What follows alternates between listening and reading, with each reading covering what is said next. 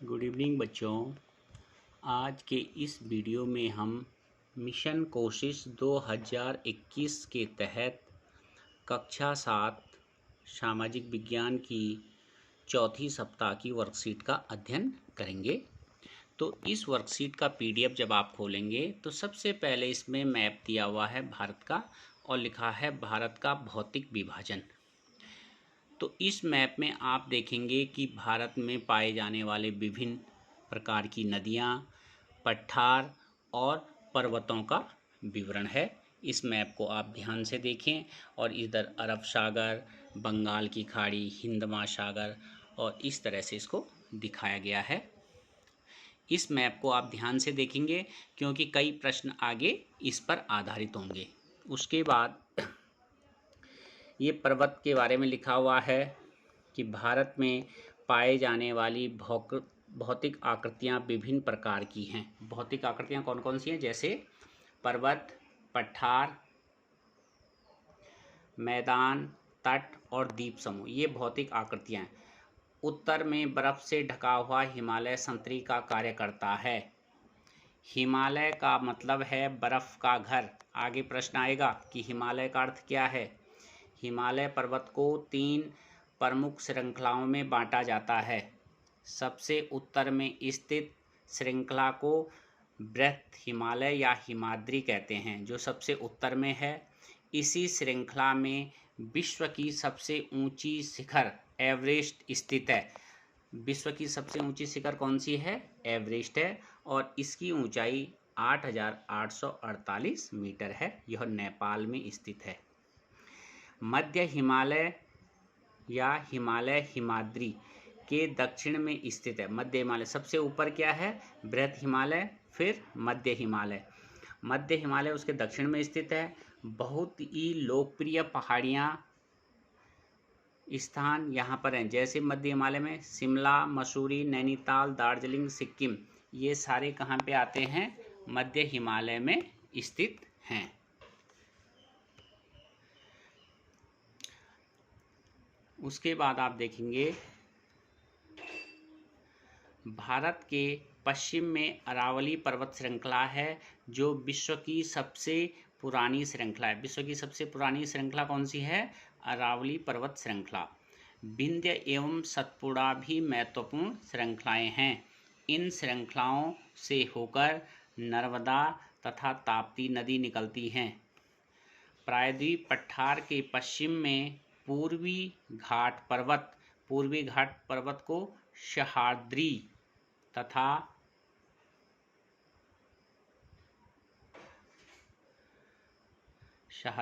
तथा पूरब में पूर्वी घाट पर्वत स्थित है। पश्चिमी घाट का विस्तार एक समान है, जबकि पूर्वी घाट बीच बीच में टूटा हुआ तथा असमान है। तो इसको आपने पढ़ना है। और उसके बाद ये गतिविधि दे रखी है। यहाँ पे एक प्यारे देश भारत का चित्र, ऊपर हिमालय पर्वत, इधर अरावली पर्वत, विंध्याचल पर्वत, सतपुड़ा पर्वत, पश्चिमी घाट और पूर्वी घाट और नीचे नीलगिरी पर्वत दिखाया गया है। गतिविधि 1 देखिए। निम्न मानचित्र को बनाकर भारत के प्रमुख पर्वतों को दिखाइए। मतलब सबसे पहले आपने इस मैप को अपनी कॉपी में बनाना है और इस तरह से आप पर्वत दिखा देंगे। उसके बाद अभ्यास प्रश्न। हिमालय का क्या अर्थ है? अभी हमने डिस्कस किया था, हिमालय का अर्थ बर्फ़ का घर। नंबर 2, विश्व की सबसे ऊंची शिखर का नाम। यहाँ पे आपने क्या लिखना है? ऊंचे शिखर कौन सा है? एवरेस्ट। मध्य हिमालय के कुछ स्थान, दार्जिलिंग, सिक्किम, शिमला, ये मध्य हिमालय अभी हमने ऊपर पढ़ा था पैराग्राफ में। विश्व की सबसे पुरानी पर्वत श्रृंखला का नाम बताइए। तो विश्व की सबसे पुरानी पर्वत श्रृंखला कौन सी है? अरावली।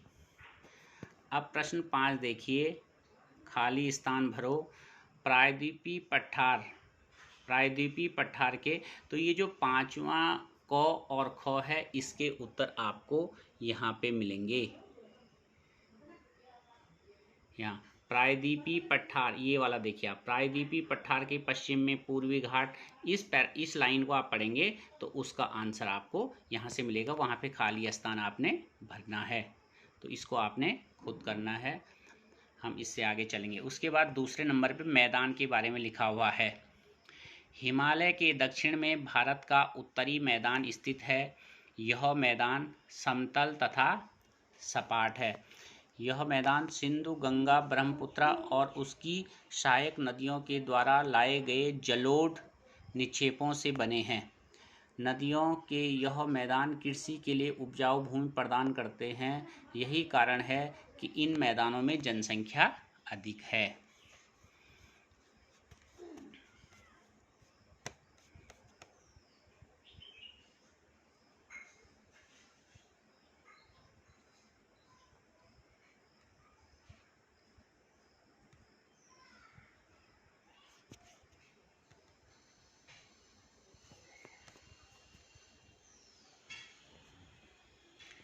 इन मैदानों में जनसंख्या अधिक है। यहाँ पे लिखा फिर जलोढ़, ये गंगा मैदान का चित्र बनाया गया है, ये जलोढ़ है। जलोढ़ निक्षेप नदियों द्वारा लाई गई बहुत महीन मिट्टी होती है जो नदी बेसिन पर निक्षेपित कर दी जाती है। इसके बारे में लिखा गया है। और फिर आप छात्र गतिविधि नंबर 2, उत्तर के मैदान किन किन नदियों से बने हैं, कुछ के नाम लिखो। तो अभी हमने पढ़ा था कि किन नदियों से उत्तर के मैदान बने हुए हैं। सिंधु, गंगा, ब्रह्मपुत्र और उनकी सहायक नदियों से। तो इसका आंसर आप यहाँ से देखेंगे। उसके बाद जलोढ़ निक्षेप किसे कहते हैं, तो जलोढ़ निक्षेप की भी यहाँ पे परिभाषा आपको दी गई थी। ये जलोढ़ निक्षेप नदियों द्वारा लाई गई बहुत महीन मिट्टी होती है, इसको आप लिखेंगे वहाँ पे। मैदानी क्षेत्रों में अधिक जनसंख्या क्यों निवास करती है? क्योंकि वहाँ की भूमि उपजाऊ है, अन्न ज़्यादा पैदा होता है, इसलिए वहाँ ज़्यादातर लोग निवास करते हैं और वहाँ की जनसंख्या अधिक है। और नंबर 3 पॉइंट देखिए, भारतीय मरुस्थल। भारत का सबसे बड़ा मरुस्थल का नाम है थार मरुस्थल, जो कि राजस्थान में है। भारत के पश्चिमी भाग में राजस्थान राज्य है और वहाँ ये थार मरुस्थल है। इसमें लिखा है भारत के पश्चिमी भाग में थार का मरुस्थल स्थित है। यह शुष्क, गर्म तथा रेतीला स्थल है। यहाँ वर्षा न के बराबर होती है। यहाँ वनस्पति की मात्रा बहुत कम है। यहाँ की मृदा में जैविक तत्वों का अभाव है, मतलब मृदा जो है उपजाऊ नहीं है। यहाँ पर वही वनस्पति उगती है जिसमें धरती के बहुत नीचे से जल प्राप्त करने की अद्भुत क्षमता होती है।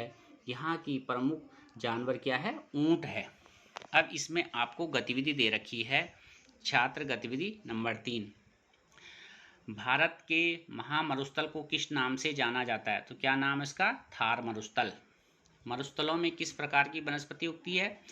उस प्रकार की वनस्पति उगती है जिसमें धरती के बहुत नीचे से जल प्राप्त करने की अद्भुत क्षमता होती है। ये उत्तर आप यहाँ से लिखेंगे। और मरुस्थल का प्रमुख जानवर कौन सा है? तो मरुस्थल का प्रमुख जानवर है ये ऊंट। ठीक। अब प्रायद्वीपीय पठार, इसके बारे में लिखा है। उत्तरी मैदान के दक्षिण में प्रायद्वीपीय पठार स्थित है। इसकी आकृति त्रिभुजाकार है। कैसी आकृति है? त्रिभुजाकार। यह गंगा यमुना के मैदान से कन्याकुमारी तक फैला है। इसको आप ध्यान से पढ़ेंगे, यहीं से प्रश्न आएंगे। इसका धरातल काफ़ी ऊंचा नीचा है। यह क्षेत्र बहुत सी पहाड़ी श्रृंखलाओं तथा घाटियां हैं। इसी के उत्तर पश्चिम में अरावली श्रृंखला है। विंध्य तथा सतपुड़ा भी इसकी प्रमुख श्रृंखलाएं हैं। दक्षिण के पठार का निर्माण ज्वालामुखी द्वारा हुआ है। दक्षिण के पठार का निर्माण किससे हुआ है? ज्वालामुखी से हुआ है। यह क्षेत्र खनिज संपदा से भरा है। यहाँ कोयला एवं लौह अयस्क की प्रचुरता है। तो ये जो पैराग्राफ है इसको आपने ध्यान से पढ़ना है और तब इसी पर आधारित आपको इसके प्रश्न मिलेंगे। छात्र गतिविधि नंबर 4, भारत के मानचित्र का अवलोकन कर प्रमुख पठारों के नाम लिखिए। ये मानचित्र यहाँ पे दिया हुआ है, इसको आपने देखना है और इसमें प्रमुख पठारों के नाम दिए हुए हैं। ये लिखा हुआ है मालवा का पठार, छोटा नागपुर का पठार, दक्कन का पठार और शिलोंग का पठार, इनके आपने नाम लिखने हैं। दूसरा प्रश्न है, दक्षिण के पठार का निर्माण कैसे हुआ? अभी हमने पैराग्राफ में पढ़ा था कि दक्षिण के पठार का निर्माण ज्वालामुखी से हुआ। खनिज पदार्थों की प्रचुरता कहाँ पाई जाती है? दक्षिण के पठार में। प्रायद्वीप पठार का आकार कैसा है? त्रिभुजाकार। प्रायद्वीप पठार का आकार कैसा है? त्रिभुजाकार। और प्रायद्वीपीय पठार कहाँ से कहाँ तक फैले हुए हैं, इसका उत्तर भी आपको इस पैराग्राफ में मिलेगा कि प्रायद्वीपीय यमुना के मैदान से कन्याकुमारी तक फैला हुआ है, और ये सारा लिखा है कि इसकी आकृति त्रिभुजाकार है। तो इस तरह से इस पैराग्राफ को आप 2 बार पढ़ेंगे तो ये सारे आंसर आपके क्लियर हो जाएंगे। अब है तटीय मैदान। पश्चिमी घाट के पश्चिम तथा पूर्वी घाट के पूरब में तटीय मैदान स्थित हैं। इसमें तटीय मैदान काफ़ी संकरे हैं। पूर्वीय तटीय मैदान अपेक्षाकृत चौड़े हैं। पूरब के जो तटीय मैदान हैं वो चौड़े हैं और पश्चिम वाले संकरे हैं। यहाँ पूरब की ओर बहने वाली कई नदियाँ हैं। पूरब की ओर बहने वाली नदियाँ महानदी, गोदावरी, कृष्णा, कावेरी बंगाल की खाड़ी में मिलती हैं। तो ये नदियाँ जो हैं महानदी, गोदावरी, कृष्णा तथा कावेरी कहाँ गिरती हैं? बंगाल की खाड़ी में। ये प्रश्न आएगा आगे। यह नदियाँ अपने मुहाने पर उपजाऊ डेल्टा का निर्माण करती हैं। बंगाल की खाड़ी में गंगा एवं ब्रह्मपुत्र नदी के मुहाने पर सुंदरवन डेल्टा स्थित है। गंगा और ब्रह्मपुत्र नदी का जो डेल्टा है उस मुहाना है, उस पे कौन सा डेल्टा है? सुंदरवन। तो इस चित्र को आप देखेंगे तो इसमें लिखा है कि बंगाल की खाड़ी में गिरने वाली दक्षिण की प्रमुख नदियाँ, ये दक्षिण भारत की प्रमुख नदियाँ हैं जो बंगाल की खाड़ी में गिरती हैं, जिनमें महानदी, गोदावरी, कृष्णा और कावेरी हैं।